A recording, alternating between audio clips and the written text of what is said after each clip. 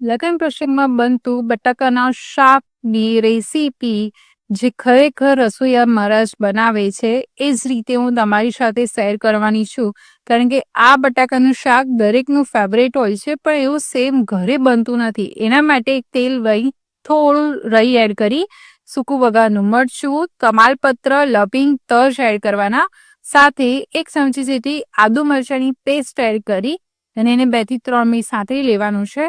ત્યારબાદ એક બાઉલ આ રીતે કાચા બટાકા લેવાના, જેને છાળા સાથે લેવાના છે. એ એડ કરી એમાં હળદર, મરચું, થોડું કાશ્મીરી મરચું એડ કરી અને બધું સરસ સાંતળી લેવાનું છે. આ રીતે સરસ બધું સંતળાઈ જાય એટલે આપણે એમાં પાણી એડ કરવાનું. જેટલા બટાકા ડૂબે એટલું પાણી એડ કરવાનું છે.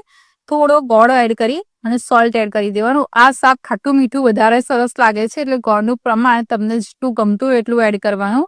હવે એને ઢાંકીને આપણે 10 થી 12 મિનિટ બટાકા સરસ સોફ્ટ થઈ જાય ત્યાં સુધી એને કૂક કરવાનું છે. તમે આ જ રીતે બટાકા કાચા એડ કરજો. જો તમે બાફીને બટાકા એડ કરશો તો બટાકામાં અંદર મસાલાનો ટેસ્ટ નહીં જાય, જે બહાર રસોઈયા મહારાજના શાકમાં હોય છે. હવે આ રીતે આપણે બટાકું ચેક કરી લેવાનું. તો બટાકું સરસ સોફ્ટ થઈ ગયું છે, એટલે કે કૂક થઈ ગયું છે.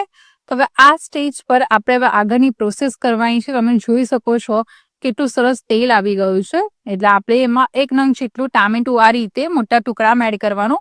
સાથે થોડો આંબલીનો પલ્પ એડ કરવાનો છે, કસૂરી મેથી એડ કરવાની અને 2 ચમચી સિંગાણાનો પાવડર એડ કરવાનો છે. 5 ચમચી જેટલો સિક્રેટ મસાલો એટલે કે બાદિયાનો પાવડર એડ કરવાનો. 5 ચમચી કિચન કિંગ મસાલો એડ કરવાનો છે.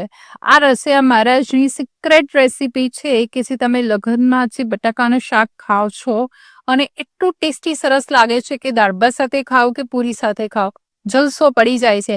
એવું શાક બનીને ઘરે જ રેડી થવાનું છે, કારણ કે રસોઈયા મહારાજના સિક્રેટ મસાલા જે હું આજે વિડીયોમાં રિવીલ કર્યા છે. હવે થોડા બટાકાને મેશ કરી લઈશું, કારણ કે એ બલ્ક ક્વોન્ટિટીમાં બનાવતા હોય એટલે એમના બટાકા ઓટોમેટિક સોફ્ટ થઈ જતા હોય છે.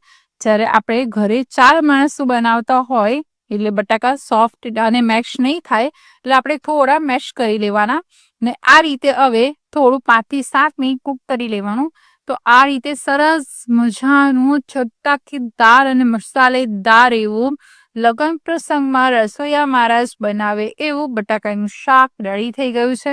આમાં તમે વટાણા બી એડ કરી શકો છો, જે લગ્નમાં મળતા હોય છે. એ જ રીતે શાક ઘરે રેડી થઈ ગયું છે, જેને તમે પૂરી, પરાઠા, દાળ ભાત સાથે, લાડુ સાથે એન્જોય કરીને ખાજો. અને કેવું બન્યું મને કોમેન્ટમાં જણાવજો. 100% ગેરંટી છે. હા, રસોઈયા મહારાજની જ રેસીપી છે, તો ઘરે ચોક્કસ ટ્રાય કરજો.